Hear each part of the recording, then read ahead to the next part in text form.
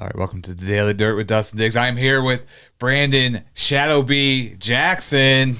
What's up? Yes. What's up? Yeah. I was just watching some of his videos before he got here. Hit song Issues, 16,000 views on his YouTube channel. It's a pretty awesome song, and the video had to be a lot of fun to shoot when you shot that video. Yeah. Hot but fun. Yeah, it was. So you shot that a year ago? When did you shoot that? Yeah, about a year ago. Yeah. Yeah. Kind of for the audience, tell them about your kind of background. When did you get started with music? Because I've noticed that you've been doing this about for 3 or 4 years. Actually longer. I've been in the game probably about 10, 15 years seriously. So I mean, I've been at it for a while, about 10, 15 seriously. You know, traveling. Started off battle rapping because of my brother, and just trying to keep it going and carry on tradition. So your brother's in the music too, or he was? He just recently passed this May. Oh, I'm sorry to hear that. Oh shit. Yeah, I mean things happen. Right. And so he was a bigger brother to you. Yes. Kind of a mentor. Kind of showed you a lot of the business kind of thing. Just more so like I learned the business. I went to college and got a degree in music business, but like just the penmanship, just rapping in general, because I was never trying to be a rapper, and then just listening to him and growing up around him, I became a rapper somehow.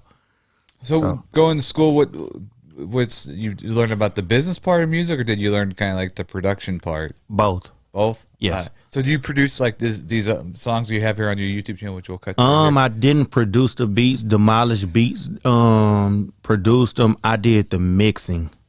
So, yeah. Oh, okay. And when was your first album? Issues was a huge hit for you because of 16,000 views on your YouTube channel. What's some of the first? Do you remember the first songs and first albums you released? My first album was actually like a little mixtape, to get my name out there. It was called Dying Status, but my first official album that hit like markets in the online stores was Doing Numbers. Numbers, okay. Here, let's play the. I want to play the Issues for the audience here because it's a great song, and that way they can kind of.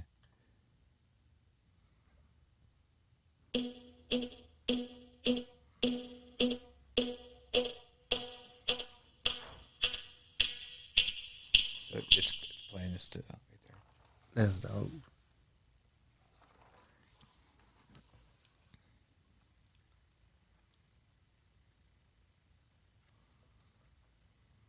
Yo, Jackson, time for group. Ain't no group. I ain't going.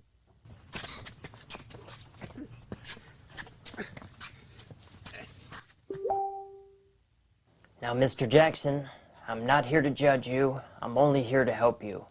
Can you please tell me what's the issue? Trust good soul. Issues. I can't trust my own people, cause I got a crazy mind and all my thoughts is lethal. It's the one you call your bros and them grimy air. That'll make you toe the pole, hold it down 10 toes. I got issue. I got issue. I got issue. Call your bros and them grimy air.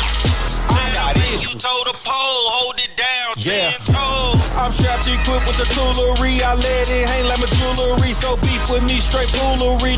Life get took like a robbery. That's every day in poverty. No way is gonna bother me. Not thinking straight, not logically. Trying to make it out society. Most the same, they one of a kind. Placing my steps and I follow the signs. These to get you and hit you with pistols and fill you with missiles. You making you crip.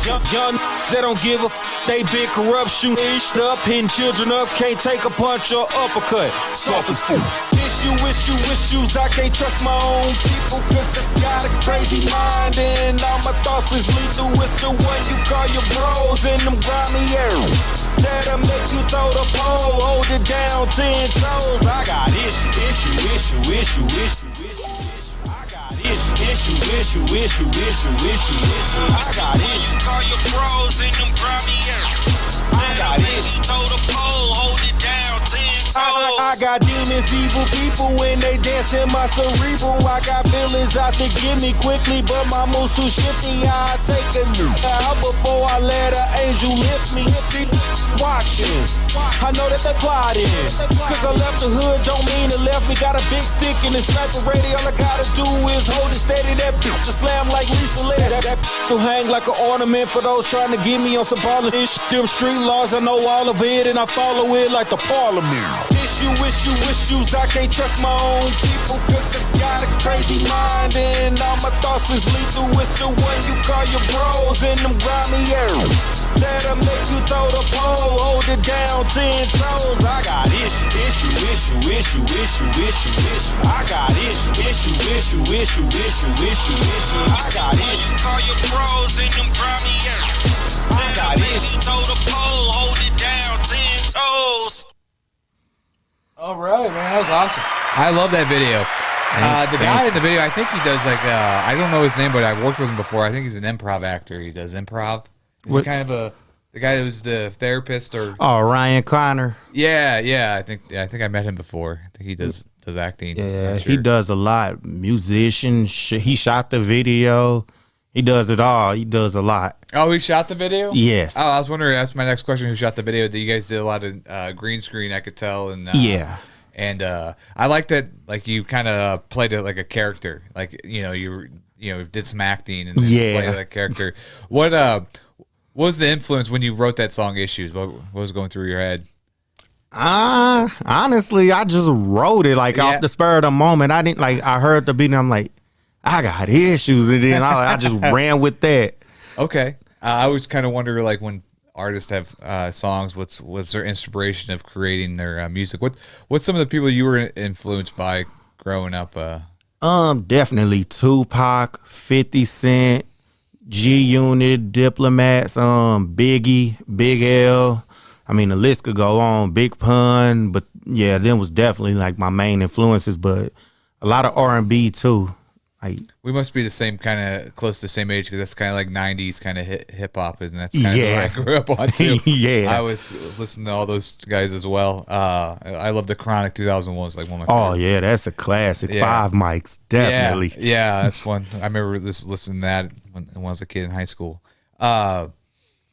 Just talk about like what's your writing process when you write your songs? Like what type of mode are you in, or what how does it work for you? It just depends on the beat. For real, I listen to the beat maybe 2 or 3 times, come up with like something just catchy, then I just build from the hook for real. So I start on the hook, work my way through the verses, try to make sure the verses tie in with what the hook's saying, and then it just go from there. I kind of build it like hook, verse, bar by bar. Like I'll be in the booth freestyling.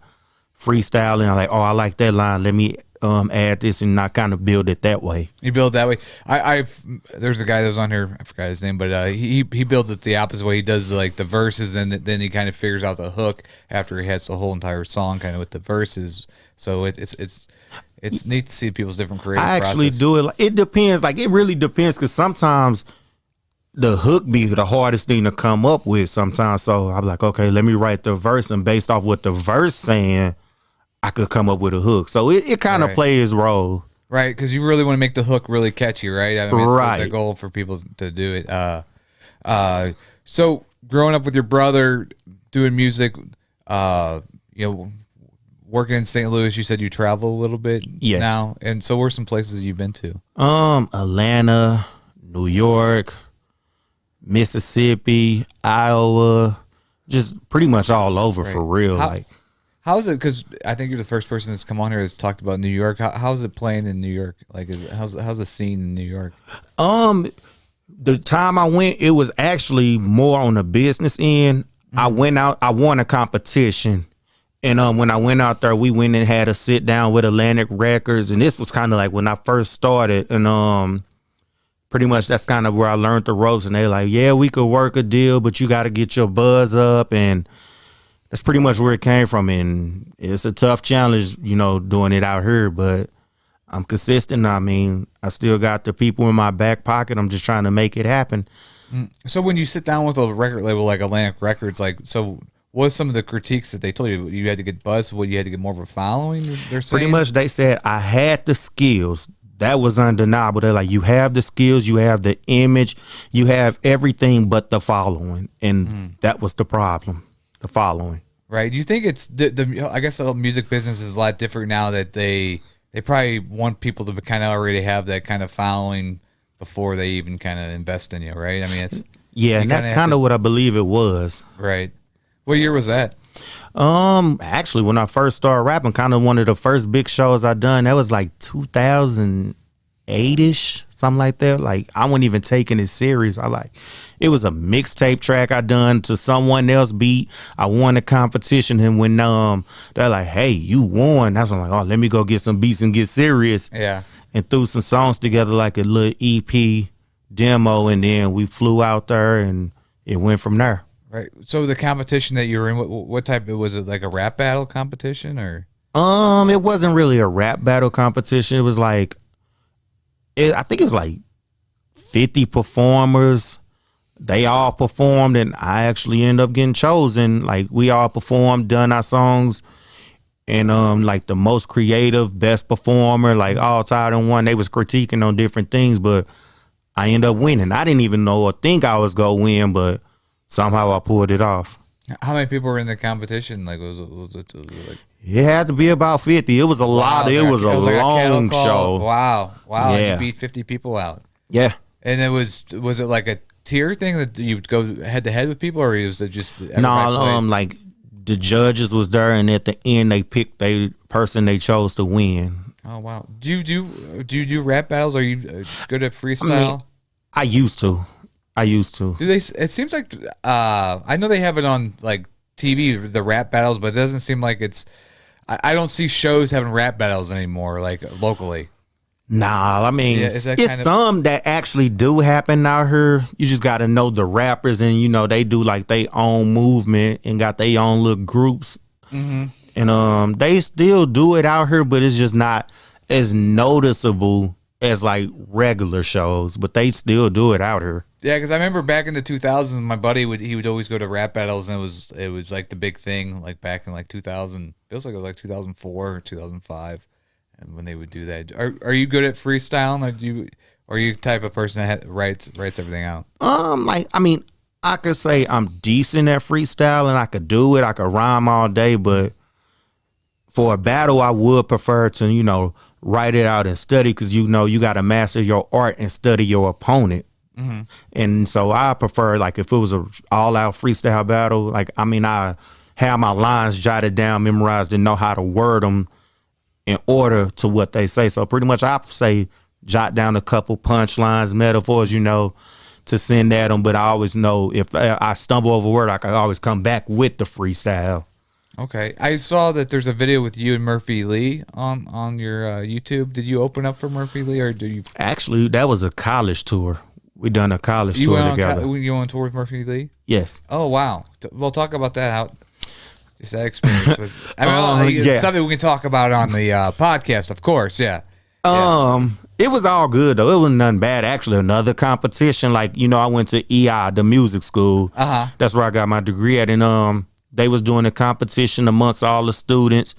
They picked like the top 5 students in the performance to tour with them to the other colleges around the region, and I was one of the winners, and it went from there.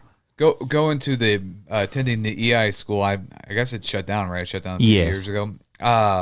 Did Nelly and Murphy Lee and all those Chingy and them all come through there? Did you see them come? I seen Nelly once. I seen Murphy Lee, Ali a lot. Keywan, you would see them like every blue moon, and if they had shows, or you go on like a Saturday class and stay late, you would see them, because that's when they normally used to do their recording sessions. But as far as like giving influence and talking to the students, they brought T.I. once, and you seen Nelly maybe once or twice. Oh, T.I. came and did a talk? Yes. Oh, did you get a chance to meet him and see it? No, I actually wasn't there that day. Oh, okay. I'm excited about ATL 2 coming out. I don't know. Oh yeah, I heard. Yeah, I don't know how it's gonna. It's what ATL came out, what was it, 2007? So it's like 14 years later. I don't know where the story is going to be in 14 years, but it's kind of interesting to see what they're going to do with that movie. Yeah. Oh yeah, I'm front row. Either way. Yeah. Did what's some movies that you grew up watching? My favorites, like obviously 8 Mile, Get Rich or Die Trying with 50 Cent. Both of them, Boys in the Hood, Menace to Society, Set It Off. You know, those type of movies. A lot of like karate movies, all of Bruce Lee's, the whole Dragon collection. You know, just some of everything for real, like everything. Did you grew up into like kung fu, like Kill Bill and all those types of movies? You into those types of like kung fu movies? Yeah. Yeah. The Jackie Chan's, you know, Rumble in the Bronx, you know, the Rush Hours. Like, I mean, for real, if it's a good movie, I'll watch it. Yeah. Pretty much. Yeah. Here, let's play some more. We'll do another song here. What's a good song that you just released that we can show the audience? I'm actually in the works on the album right now. But what's it? Fighting Demons. That's a track off the recent album I done last year. You know, COVID messed everything up with that, but that's a good track. Okay, we'll play it and we can talk about it. There it goes.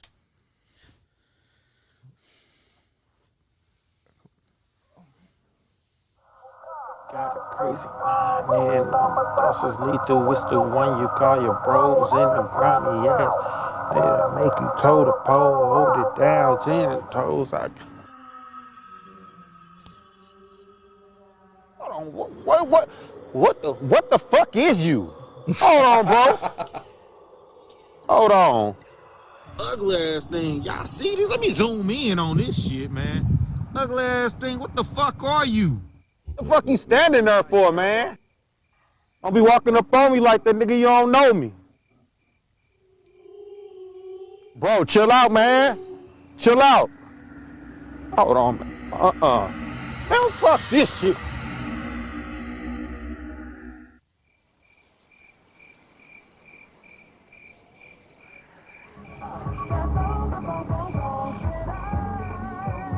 Classic right there. Yeah.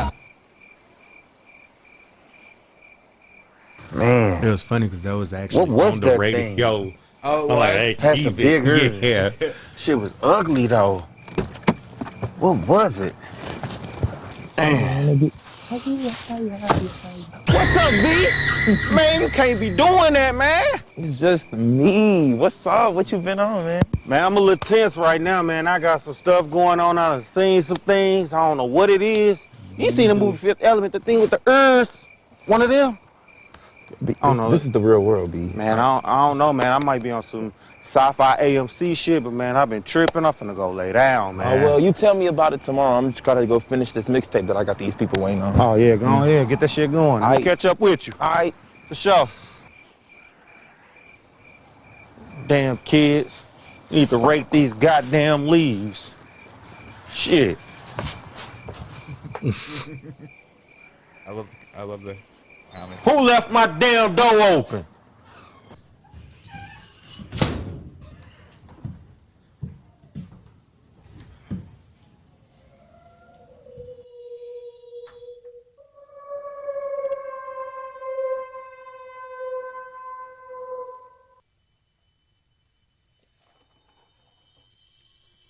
Oh shit.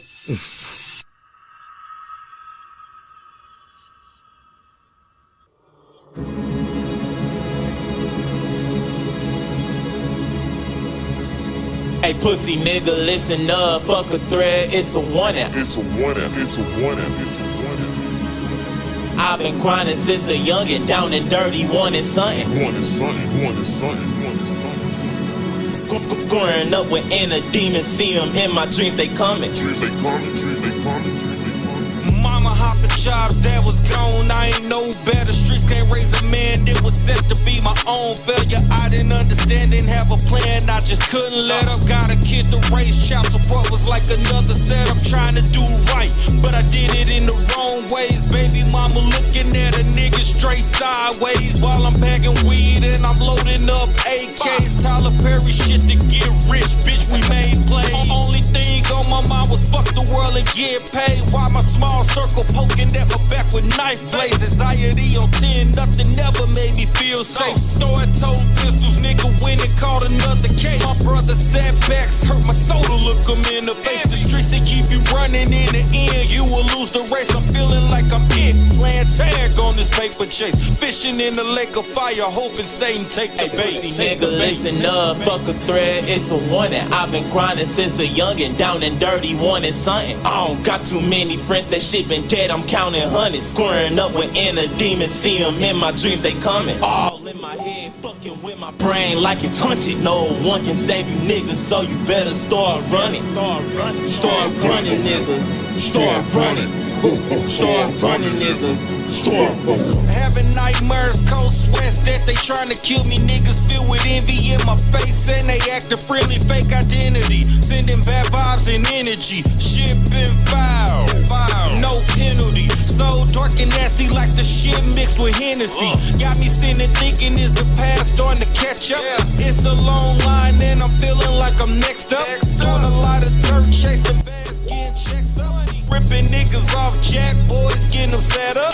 It's a war in the streets and I'm bound to hit the trenches. Trying to rank up from cadets to lieutenants. But my niggas wasn't real, they was fake, not authentic. Bunch of demons I befriended, it was safe for me to end it. Told my mama I'ma change, that's my word and I meant it. I'm the be the man to represent the house like the Senate. If a demon take me out, at least my legacy imprinted. Pussy nigga, listen up, fuck a thread, it's a warning. I've been grinding since a youngin', down and dirty, wanting something. I don't got too many friends, that shit been dead, I'm counting hundreds. Squaring up with inner demons, see them in my dreams, they coming. All in my head, fucking with my brain like it's haunted. No one can save you niggas, so you better start running.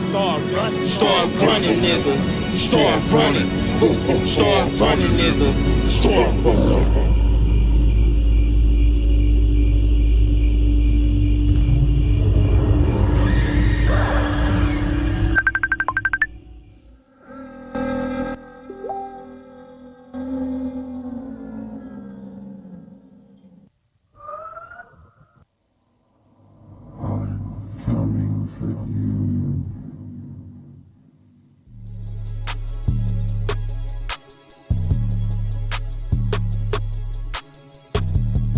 Loved it, man. That was awesome. Thank you. I love how you guys. It's like a storyline. It's like a storyline, with your videos, man. That was awesome.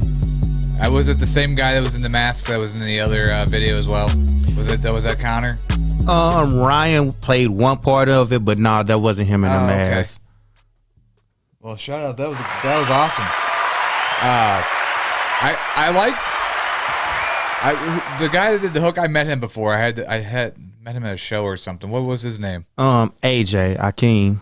Okay. He's a singer. Yeah, I met him before. Yeah, the hook was awesome, and it was just the whole flow of that video was awesome. What made you come up with the concept of doing it with like the demons, like having the demon chase you around? The actual EP that I released last year was called Fighting Inner Demons, and it's like based off what I was going through at the time, and pretty much everything I said in that song was kind of true. So I just kind of let it all out. You know, the best way to fight your demons is to confront them, and that's my way of doing it. Do you have issues with demons in the past? What it kind of relates to, or just maybe you knew somebody? A little bit of both. I had my ways, troubles, and things I went through, and the same as others. So right. Yeah, I had my own demons. I had to battle with my life too, especially in my 30s. I'm 40 now, folks. I got those behind me, but I definitely have issues with demons in the past, and so I always kind of, when people talk about their struggles too, I can always relate to it. So, right. Yeah. You've been doing it 15 years. Who's some of the artists in St. Louis that you've worked with and kind of done some collabs with? Nick Man from Doorway, Zeus Rebel. when he was Rucker Puff. Oh yeah, yeah, that was one of the classics. For the most part, I really don't do a lot of features. The ones I done, they never release them, so I do what I can. I done one with Big Lou a couple years ago, actually. Yeah, Big Lou's been on the podcast a few times. I love it. Shout out Big Lou, man. Big Lou. Big Lou's awesome, man. Yeah. Does that happen a lot that you do a feature on a song? Because that happens with, I'm in film and do comedy. I work on some films, and then all of a sudden they never get released or never get finished. And I act in somebody's short film, and it never sees the light of day. Does that happen with songs sometimes that you get featured, and then I guess people just don't, I don't know, they don't feel it after a second and they just don't release it, or what happens with that? It actually happened a lot, but like I play around, like I kind of lack off on my own songs, but when somebody say, hey, I need you on the track and collab, that's when I take it more serious. So like, and I'm always got this competitive mind frame, so I'm like, write the kill. Don't let no one outshine you. And that's kind of how I was writing. And like, I don't know what it is, but they never get released. Only a few have.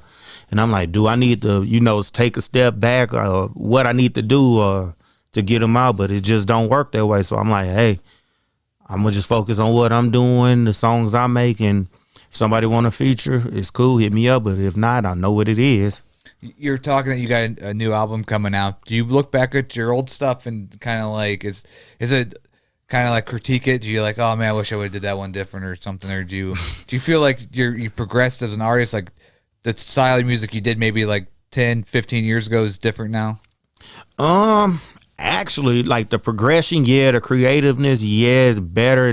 But actually back then I was more into like lyrical wordplay. Like you would thought I was rapping like Wu-Tang Clan them, but to, better beats. Like I love Wu-Tang, but they beats kind of boring with the East Coast. So I used to rap like that, just straight bars, lyrical wordplay, word wizard, close compound rhyme. And I used to do that. And I kind of backtracked because I seen the music industry was changing more into like commercial bubblegum style. So I kind of took on that style. Yeah. Trying to stay relevant. Yeah. I had a guy on here yesterday. He was talking about like his style was more kind of like Detroit style, and he had songs. This is more like West Coast style. St. Louis is kind of like a melting pot because there's not really St. Louis doesn't really have a sound, right? There's not really a style, St. Louis style. Would you say that? Or I mean, it have a style. We just lost our identity. Because when you think of St. Louis style, the original St. Louis style, you got to think of Ebony Eyes, Chingy, Jaquan, Nelly. That was the original style that we had. The hard crashes, track boy beats, the club. That was our style. We just lost it. And nobody's doing that now? I mean, nobody's kind of doing that style anymore? Or? Nah, I mean, I tried to pay homage to it, and they're like, oh, that sound dated. And I'm like, it was a song I done like Serena. They're like, oh, that sound dated, it's old. And I'm like, I'm paying homage to the original St. Louis sound. Yeah. And, the younger people don't know what that is. That was over 15, 20 years ago. I know. I feel so old when I think about it. Like, I'm like, I was in high school. When Country Grammar came out, I was in high school. Yeah, I was same here. But you're right. They did have that for that, I guess, good 4 or 5 years after Country Grammar. You had all those albums that came out that were kind of that was our original sound. And I mean, it was top notch for real, but we lost it trying to keep up with Atlanta and the other areas and markets. Right. When you travel around St. Louis, do you feel more love when you're on the road more than St. Louis? Do you feel like it's hard for an artist to kind of break through here in St. Louis? Because it's extremely hard. Yeah, I feel like it's very. I always say this on the podcast, so anybody watches this every day, so like, oh, he's saying the same thing again. But St. Louis is very tribal. I mean, like the perfect example. Me and Lala. Shout out to Lala. She's an artist too. We opened for T.I. and shout out to Justin Little. He posted a post saying, "Who want to open for T.I.?" Yeah. He like, so people was commenting and they was commenting us, and he chose us. I chose St. Orleans. So and they was like, how y'all get on the show? Because he chose us, and it wasn't no congratulations or y'all did y'all thing. It was, how y'all do that? I knew he was going to choose y'all. That's favoritism. That's this, that's that. And I'm like, he made a post and people was commenting our name. We didn't go behind the scene and shaking hands and making things like that to get on the show. People was asking for us to be on it. I mean, I'm not gonna say no to it, but that's how it happened. Right. So you do music as well? Yeah. Oh, you want to come in on? You sure? You can come sit next to him if you want. Okay. Well, maybe another podcast. Okay. I didn't know you did music. Okay. How long have you guys known each other? Married? Yeah. Oh, okay. Power couple. Super couple. Team. Do you get featured on his stuff? We got an album together. Oh, you do? Here, can we pull it up? It's on her on my topic. I'm on your click on that and it should be like AO2. There you go. That's one of the tracks. Scroll down and it should be like where albums and singles should be AO2. There we go. Oh, okay. Cool. Yeah. I'll play a little bit of this. We can play it, and if you want to commentary and stuff and talk, we can do that, or we can play it just straight to the audience, whatever you want to do. What song would you recommend, Lala, while you hiding out? Yeah. I know what she go choose already. She gonna say No Cap, and my personal favorite is Let's Get It, but whichever one. We'll play a little bit here in the background. And the audience. She refusing to come up. She keeps shaking her head. No, you no. Come you an artist and you got a single. Come on. Yeah. Might as well come. Come on up. I could change the camera right now. Right. Got you. Oh, it's AO2. We'll talk about both you guys.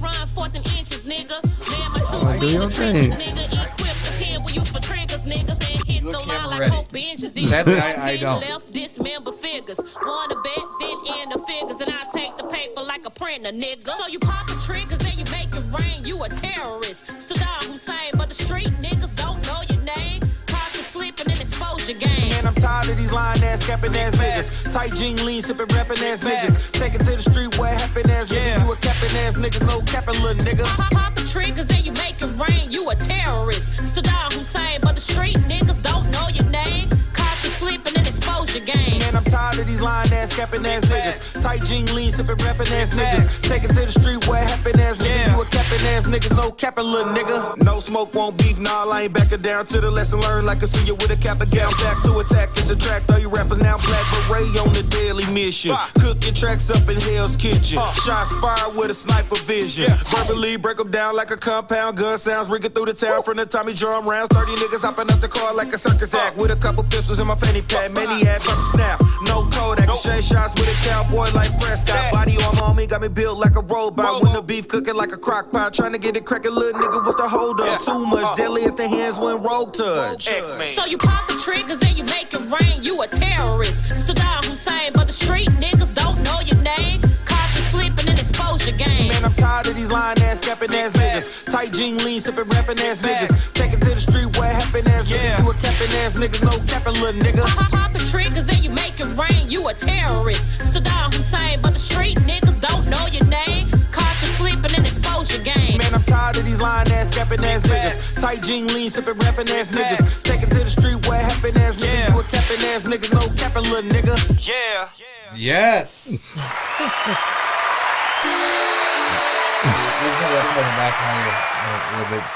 So how did you guys meet? At a show? You guys meet through? Oh goodness! I let him tell this story. It changed every time somebody asks that question. No, it don't. We was out. Well, she was working the door at a show, and I came when she. What's up? $5. One of them situations. I'm like, dang, her and then get your money. I'm trying to be nice and holler at her. She with the $5, and it just went from there. And then is that how it happened in your head too? Somewhat, but we really met. Apparently, he had a crush on me for a long time. So one of his cousins started messaging me as if he was him, and then that's how we kind of. It didn't work that way. I didn't know he was messaging her. Yeah. He was like, let me use your phone real quick. And he had my phone for like 30 minutes. I'm like, man, what you doing? Get my phone. Right. And Oh yeah, I was messaging Lala. I'm like, dude. Well, now your cousin's your best friend now, right? Yeah. Right. Yeah. Don't get it wrong. I had the number before then. Yeah. That $5 turns to call me. So you know how it go. Were you doing music when you met him? Were you? Well, I was in the music scene, but I was doing more poetry. Oh, more poetry. Oh, okay. Yeah. You're so a lot of people do poetry move into music or vice versa. Like your stuff's very poetic too. Your verses and stuff. Do you guys work together on stuff, or is it kind of like? Yeah. Does he ever more so critiquing? Yeah. Yeah. So you'll show him something and vice versa, and then be like, "Oh, maybe you should change." This we get if it was as nice, that's whack. Do it over. It ain't you should change. That's whack. That's how my girlfriend. But I like it though. Yeah. So. Well, that's how my girlfriend is too. So she'll be real with you. So right. Yeah, I like the realness. Which is good to have somebody close like that to be real with you, because it's if you have somebody that's not close to you, you don't know if they're really coming from the right spot. But, right. Yes, man's will send you off. Yeah. So you did. When was this album dropped? 2019. 19? Oh, that's recently. So, and you were talking about the pandemic earlier with the last song. You said that it was put off or whatever. Yeah. When the pandemic happened for you, did you work on stuff during the lockdown, or were you kind of that's when I shot the Issues video and the video that you recently played, the Fighting Demons video. Because the pandemic kind of helped, because that's when I wrote everything, recorded, and shot the videos during that time. Before that, I was being lazy, honestly. Right. So, well, that's kind of like how I was. I'm like, well, if the world's going to end, might as well get something out there, tell some kind of story of myself before it ends. So that kind of motivates you to get those songs out. And when's this album going to be released? When the Fighting Demons, that's out, but the album I'm working on now, like I had an EP I was getting ready to drop, but I kind of scratched it and done everything over because earlier I said my brother died, so I like scratch all that. I want to do something dedicated to him, especially with him being the reason I really rap now. So it's only right. Envy coming real soon. Did you ever do any collabs with your brother back in the day? Did you? A lot of them. Yeah, plenty. That's awesome. And it was crazy. Like when we do it, we used to write so competitively. Like he'll be in the corner looking. I'm like, dang man, he looking like he writing something good. He's smiling too hard. And let me rewrite this. And we wrote so competitively, but like it was like a competition. But we did it to better each other and make the song better. Right. So it was like, man, I lost on this one, but it's still a good song. Yeah. So it was like that. That's awesome. That's awesome.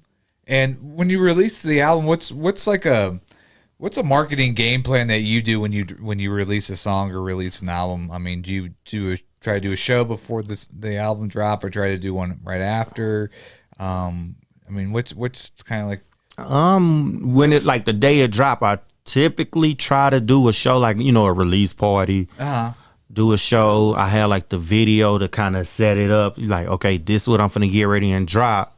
Y'all could listen to this album coming soon. Then I hit them with the show and try to continue on more so with the videos. Because like shows is good, don't get me wrong, especially they hype for the moment, but after a while when they go home the next day, they like, oh, that's a good show. Day later they forget about it.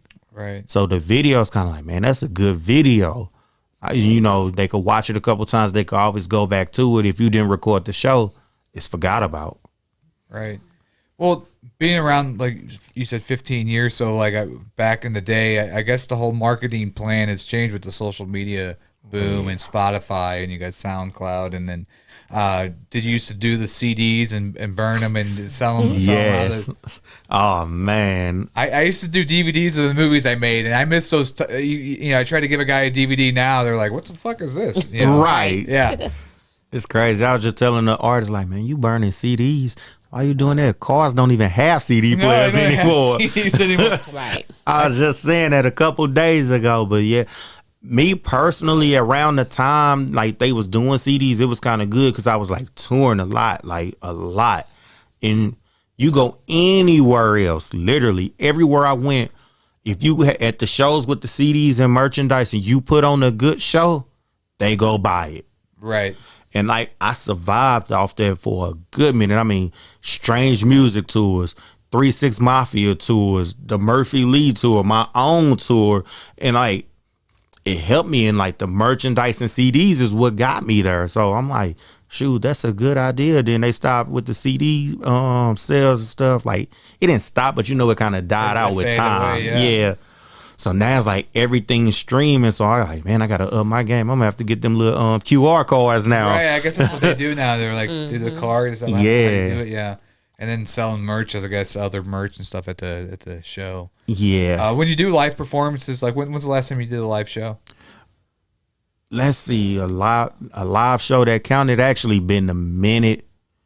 But I done a couple, open mics, just to, hey, I'm out here. I'm working on something, but I'm out here. Right. One of them. But when that album drop, I'm full force. Videos, big shows, everything. I'm out here, like really finna be out here working. Do you ever have like a song that you release that like you think like, I don't know if this is people are gonna like get this song, and then all of a sudden like the one song we it was Issues that had 16,000 views. Was that? Did you know that was going to be a hit song when you created it? Did you know like, oh man, this is going to be fire when I release this? It was honestly an album filler to me. She liked it, and they were like, man, that's the song, and it was more so me pushing and promoting and marketing it. Shout out, and then I did like a campaign with YouTube as well, and had them to market it as well, and it kind of popped off, and me being lazy again, I kind of let it go, stopped pushing, and left it alone. And then I started working on the album, stopped it, and went into my brother dedication album. Right. And that's going to be released this year? Yes. Awesome. Yeah, I'd love to have you come perform at the studio where we're building it down the street, man. So build it up. I love to come perform.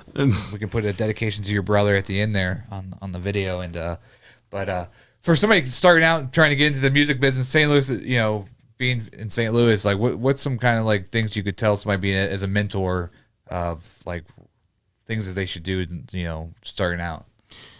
Make dope music and get away from St. Louis. Get away. Yeah, I mean, I'm just being real. Right. Did you? But when you started out, did you have like a core of friends that kind of like helped you, motivate you? You had your brother, and then you had, right, the kind of like, hey man, this is good. Like, I think a lot of times, from my experience talking to people, it's like they're scared to like put yourself out there. I think the biggest hurdle in life is like to put your art and give it to a stranger and let them see it for the, and kind of get that feedback. Oh yeah, and that's because I mean, as artists, I'm pretty sure every artist go through this, and it's pretty much fear of rejection. That's what I think it is, because like I still go through that through this day. Like, man, they gonna say this whack, they not gonna like this, and it's the hesitancy, like being hesitant, like. Man, it's like you don't know what they go take to it or how they go take to it. So that's what I really believe it is everybody goes, like, everybody not gonna say no. So it's like you go get 50% to say yes, you go get 50% to say no. It's all in finding the people that say yes and cater to them. Right. And that's how it works. Knowing your audience, right? Yeah. Find your fan base. Yeah. Awesome. Well, I really liked your videos because I like the whole kind of like thriller horror kind of aspect to it, and I like that you have like it's like when you watch it, you can watch a couple more than once because it's like a story, and it's like I enjoy the way you guys produce your videos. So shout out to Connor, right? Right, Ryan Connor, man, you're doing a great job, man. I'd love to have you on the podcast. Come holler at me. But anything else you want to share with the audience today? Anything you got? Anything new coming out? Well, I have a single that I released called Days, but other than that, I'm kind of on the fence of kind of stopping music. So what? Yeah. Can we talk about it? Why would you want to stop? Just got. I'm more of the creative idealist, so I come up with a lot of like great ideas, and I think I want to lean more towards that area. I'm kind of tired of fighting with the music scene. Right. Yeah. Right. Yeah, I can understand that. It'd be fun to be kind of a creative kind of manager or whatever of like a record label or something, just kind of help people with being some of the creative aspects. I think a lot of times too is we have a lot of great artists in St. Louis, but they don't know how to release. Like once they get their music made, it's hard for them to find that audience with what you're talking about. Yeah, and like St. Louis is just You'll run into a brick wall. You just got to try to climb over it. That's pretty much what it is. Yeah.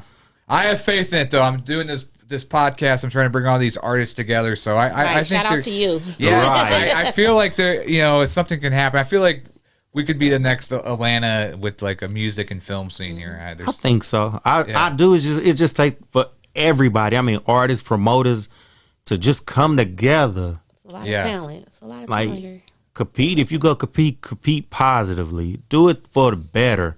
Not just he whack, I'm not gonna push him, or things like that. Just work together. Right. Because I feel like St. Louis feels like we're all competitive with each other, and it's really, we should not be that way. It should be we're competitive with like the East, West Coast, and other states. Make it true. St. Louis versus everybody. Right. Like, keep it real if you go say it. Right. So that's how I feel about it. But well, thank you so much for coming on the podcast. Anything else you want to share? Anything else you want to share with the audience? Envy on the way. Awesome. I'm excited about it. Yeah. So definitely, if you need you're gonna film another music video, you need some horror people or whatever, I got some people for you.